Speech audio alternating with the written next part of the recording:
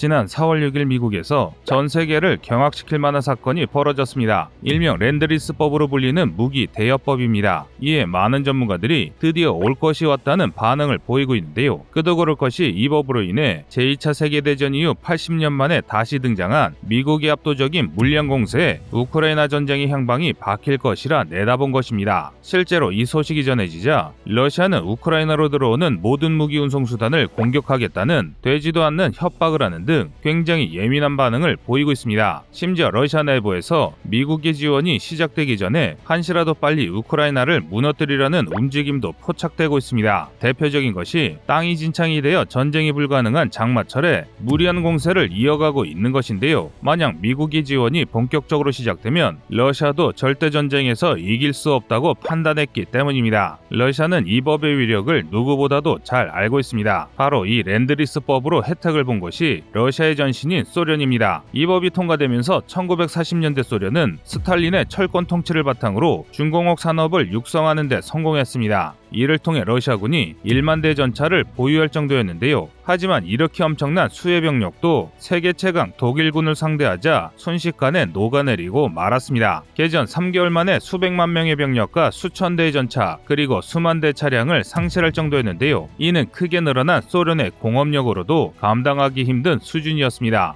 이 때문에 소련이 전쟁에서 패할 것이란 예측까지 나왔을 정도인데요. 그런데 이런 상황을 뒤집은 것이 미국의 랜드리스였습니다. 지난 과거 1941년 3월 11일 미국은 연합국을 대상으로 적극적인 물자 지원을 위한 랜드리스법을 통과시켰습니다. 작게는 군화와 식량부터 크게는 전차, 열차까지 갖가지 장비가 소련군에게 공급됐습니다. 이 덕에 소련은 막대한 손실에도 불구하고 반격에 나설 수 있었습니다. 따라서 이번 랜드리스가 우크라이나군을 지금과는 전혀 다른 군으로 탈바꿈시킬 수 있을 것으로 보입니다. 그런데 여기서 놀라운 것은 무기의 대여 기간도 사실상 무기한에 가깝습니다. 계약 기간은 바로 2014년 이전 우크라이나 영토가 수복될 까지입니다. 즉 우크라이나군이 전국토에서 러시아군을 몰아낼 때까지이며 러시아가 침탈한 우크라이나 국토를 회복할 때까지 미국에 미칠 듯한 물량 공세가 이어진다는 것이죠. 과거의 사례만 보더라도 이 정도의 물량 공세이면 우크라이나가 전쟁에서 승리하기에 충분한 물량입니다. 그러나 반론도 존재합니다. 미국의 생산력이 예전 같지 않다는 것인데요. 2차 세계대전 무렵 미국의 공업력은 전 세계를 압도했습니다. 당시 어느 정도였냐면 미국은 영국에 구축함과 화물선을 지원했고 일본을 공격할 상륙함대와 항모를 건조하면서 남은 여유분으로 소련을 지원해 독일을 패전시켰습니다. 그 대표적인 사례가 바로 에식스급 항공모함인데요. 미국은 전쟁 중 배수량 38,000톤의 엑시스급 항모를 무려 24척이나 건조했습니다. 당시 미국에 대적하던 일본이 전쟁 내내 보유했던 3만 톤 이상의 항모가 고작 5척이라는 것을 생각하면 정말 말도 안 되는 생산량임을 알 수 있는데요. 여기서 더 놀라운 것은 심지어 한 달에 한 척씩 항공모함을 건조했다는 것입니다. 그러나 지금의 미국은 이런 엄청난 물량 공세를 할 수 없습니다. 신자유주의 논리에 따라 대부분의 생산 공장이 제3세계 국가들로 이전했기 때문인데요. 그래서 미국이 랜드리스를 하더라도 예전만은 못할 것이란 의견이 많습니다. 문제는 또 있습니다. 랜드리스 법도 문제입니다. 랜드리스는 어디까지나 미국이 무기를 대여해주는 것이기 때문에 이번 전쟁이 끝난 후 우크라이나는 엄청난 빚을 미국에 질 수밖에 없습니다. 이에 일각에서는 미국이 우크라이나를 자신들의 세력으로 편입하기 위한 꼼수라고 비판할 정도인데요. 사실 이런 주장은 어느 정도 일리 있는 말이기도 합니다. 하지만 미국은 단순히 자신들의 영향력만 넓히는 것을 목표로 하지 않습니다. 앞에서 우려한 주장은 중국과 같은 나라들에게나 해당되는 일입니다. 반대로 미국은 과거부터 여러 나라를 도와주며 그 나라가 민주국가로 성장하는 것을 도와준 사례는 많습니다. 또한 현재 미국은 공업력을 포기하는 대신 막강한 금융력과 동맹을 손에 넣고 있습니다. 이 덕에 동맹에게 적절한 보상을 지원을 해 오히려 2차 세계대전보다 많은 장비를 빠르게 공급할 수 있게 됐습니다. 그리고 랜드리스를 받았다고 우크라이나가 빚에 쪼들릴 일은 절대 없습니다. 그 이유는 미국이 국제적 영향력을 유지하기 위해 빚을 진 국가들에게 상당한 여유를 줬기 때문인데요. 소련의 후신인 러시아가 1249억 달러 중 29억 달러만 갚았음에도 완납 처리를 해줬을 정도입니다. 그리고 여기에는 대한민국도 해당되는데요. 1950년 6.25 전쟁을 전후로 해 대한민국은 미국에게 막대한 원조를 받았습니다. 특히 많은 군용 장비를 거의 공짜로 넘겨받았습니다. 그러나 대한민국이 미국의 빚을 갚다가 파산한 일은 전혀 생기지 않았습니다. 이는 한국의 6.25 전후 사정만 보면 쉽게 이해하실 겁니다. 그래서 일각의 주장과는 반대로 미국에게 빚을 진 국가들 대부분 크게 성장했는데요. 이는 민주국가 간의 상거래를 통해 패권을 유지하는 미국이라는 나라의 특징 때문에 가능한 일이었습니다. 현재 우크라이나에 곧 지원될 랜드리스에 대해 잘못된 많은 정보가 떠돌고 있습니다. 하지만 분명한 건 과거의 사례를 보면 미국이 군사 원조를 통해 전쟁에 패한 국가는 없었으며 거래를 통해 올바른 민주국가로 거듭났던 것입니다.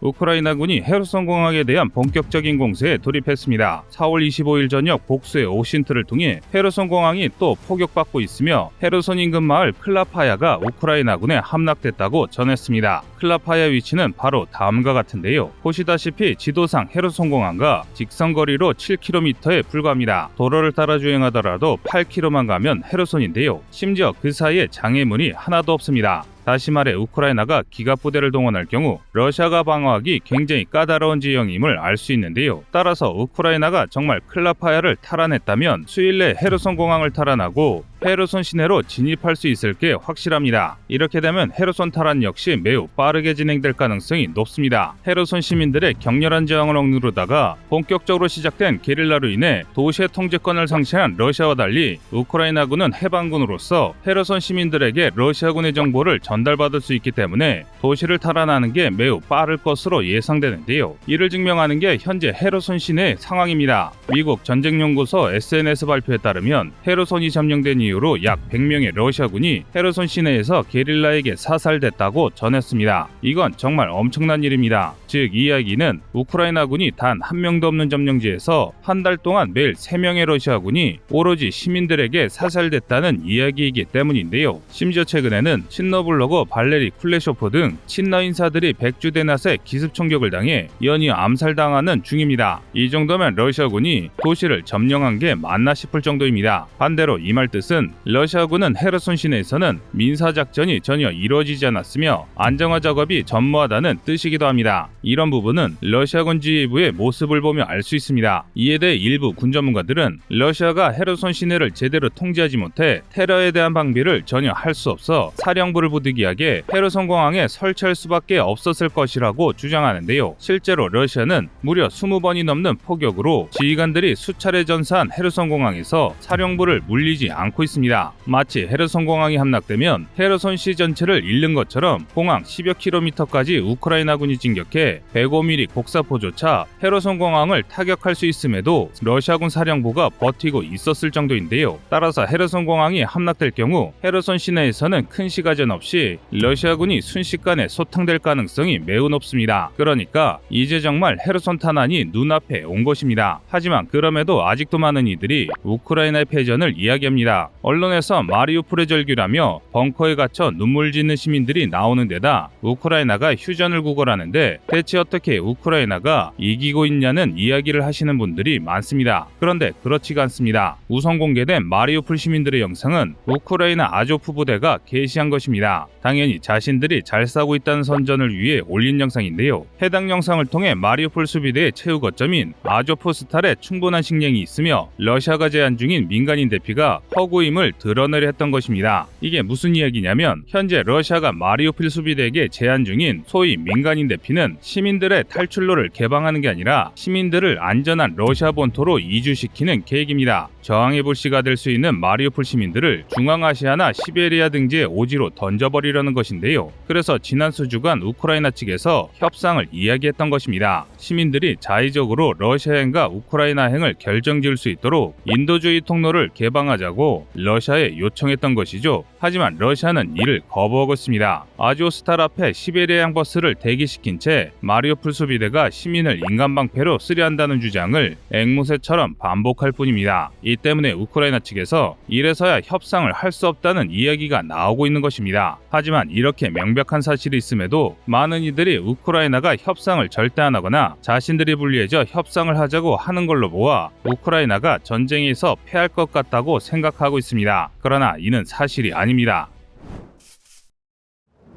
러시아군이 함락됐다고 주장하는 마리우폴에서 격전이 이어지고 있습니다. 지난 4월 25일 러시아군은 오후 2시까지 민간인 대피를 위해 공격을 중단하겠다고 선언하며 일시적 휴전을 우크라이나에 제안했습니다. 하지만 우크라이나 측에서는 이를 단호히 거부했습니다. 이유는 간단합니다. 러시아가 해당 발표를 한 그 시간에도 마리우폴로 포탄이 쏟아지고 있었기 때문인데요. 이처럼 이번 전쟁에서 러시아 측의 주장은 거의 믿을 게 없습니다. 특히 그중 가장 믿을 수 없는 자료가 러시아 국방부의 발표인데요. 러시아 국방부의 발표에 따르면 4월 25일까지 러시아군은 141대 항공기와 110대의 헬리콥터, 570대의 무인기, 283대의 다연장 로켓, 1104대의 야포와 박격포, 2554대의 전차 장갑차를 격파했다고 전합니다. 그런데 이 수치는 전쟁 전 우크라이나군이 보유하던 장비를 모두 합친 것보다 많은 수치입니다. 그러니까 러시아의 주장을 곧이곧대로 믿으면 우크라이나군이 100% 이상의 손실을 입었다는 이야기가 됩니다. 즉, 지도상에서 우크라이나군이 존재하지 않아야 하는 것이죠. 그런데 우크라이나군은 멀쩡히 작전 중입니다. 헤르손 탄환을 눈앞에 두고 있고 동부전선에서는 러시아의 파상 공세에도 불구하고 슬로반스크나 르비조네 같은 핵심 도시를 단 하나도 잃지 않은 채 효과적인 방어 작전을 수행 중인데요. 이 때문에 러시아 내부에서조차 국방부 통계가 진실이 맞냐는 이야기가 나오고 있습니다. 그래서 최근 러시아군은 나토군이 우크라이나군에 참전해서 나토군과 교전 중이라는 허위 선전을 주장하는 중입니다. 아조스탈에서 미국 장성이 포로가 됐다거나 우크라이나군을 지휘하던 나토 장교들을 제압했다는 주장을 펼치고 있는데요. 당연히 이는 거짓입니다. 반면 우크라이나 측 통계는 각종 사진과 영상으로 양측의 손실을 짚게 하는 오릭스 통계와 굉장히 유사합니다. 일부 고가치 자산의 경우 우크라이나 측의 정가 발표가 군사 전문 매체들의 발표보다 느릴 정도인데요. 이는 우크라이나 측이 정가를 철저히 검증하고 있음을 증명합니다. 자신들이 이기고 있으니 과장하는 것보다 진실을 이야기하는 게 효과적이라고 판단한 것으로 보입니다. 이를 가장 잘 보여주는 게 우크라이나가 가장 불리한 입장에 처한 마리우폴의 상황입니다. 지금 보시는 영상처럼 러시아가 함락됐다고 주장하는 마리우폴에서는 아직도 마리우폴의 수비대가 지상을 활보하는 영상이 올라오고 있습니다. 이런 영상을 러시아의 주장대로 우크라이나군이 지하에 갇힌 채 일방적으로 공격당하고 있다면 찍고 싶어도 찍을 수 없는 영상입니다. 그리고 교차 검증되지 않아 전해드리지 않고 있었지만 불과 하루 전까지 우크라이나가 헬기를 이용해 수비대에게 탄약을 전달하고 있다는 내용도 확인됐습니다. 그런데 이 황당한 이야기가 정말인 것 같습니다. 바로 확실한 물증이 있기 때문입니다. 일례로 마리우폴 수비대는 3월 초순에 도시가 완전히 포위됐음에도 불구하고 마타도어나 제블린 등 서방이 지원한 각종 대전차 화기들을 계속 사용 중입니다. 이건 수비대에게 물자가 공급되고 있다고밖에 설명할 수 없는데요. 아무래도 러시아군이 촘촘한 포위망을 구성할 정도로 충분한 병력을 배치하지 못한 것으로 보입니다. 정리하자면 전황이 명백하게 우크라이나에게 유리하게 흐르고 있음을 알 수 있습니다. 그런데도 이렇게 사실에 입각해 전황 보도를 해드려도 많은 분들이 너무 우크라이나 편을 드는 것이 아니냐는 말씀을 하십니다. 또 우크라이나의 무기 원조를 해서는 안 된다고 하시는데요. 우선 정확히 말씀드리면 꺼리튜브는 편파 보도를 하고 있는 게 아닙니다. 러시아 측의 자료가 터무니없이 날조됐거나 아무리 봐도 현황과 달라 사용하지 못하고 있을 뿐입니다. 일례로 러시아군은 최근 침몰한 흑해함대 기함인 모스크바 함의 사망자가 불과 한 명뿐이라 주장 중입니다. 이는 정말 터무니없는 내용입니다. 즉 사실이 아니란 것입니다. 러시아 측 주장 대부분이 이렇습니다. 그래서 러시아 측 자료를 인용할 경우 현실과 동떨어진 분석이 나올 수밖에 없는 상황입니다. 최근 국내 일부 언론이 전황이 아니라 우크라이나의 민간 피해만 보여주며 러시아가 승리 중이라는 뉘앙스의 보도를 하고 있는 이유 역시 바로 이 때문입니다. 러시아가 불리한 전황 대신 퍼뜨려지는 왜곡된 정보들을 이용해 영상을 만들다 보니 현실과 동떨어진 이야기를 하게 되는 것입니다. 하지만 이와 별개로 중립을 위해 무기 원조에 신중해야 한다는 의견은 상당히 합리적인 말입니다. 저희 꺼리튜브에서도 서방의 군사 원조에 대해 말한 적은 있어도 대한민국의 군사 원조가 부족하니 적극적으로 군을 파병하거나 무기를 지원해야 한다는 말씀을 드린 적이 없는 것도 이 문제가 절대 쉽게 결정할 일이 아니기 때문입니다. 그만큼 지금의 상황은 한쪽 시각으로만 봐서는 절대 안 되는 것입니다. 이상 꺼리튜브였습니다.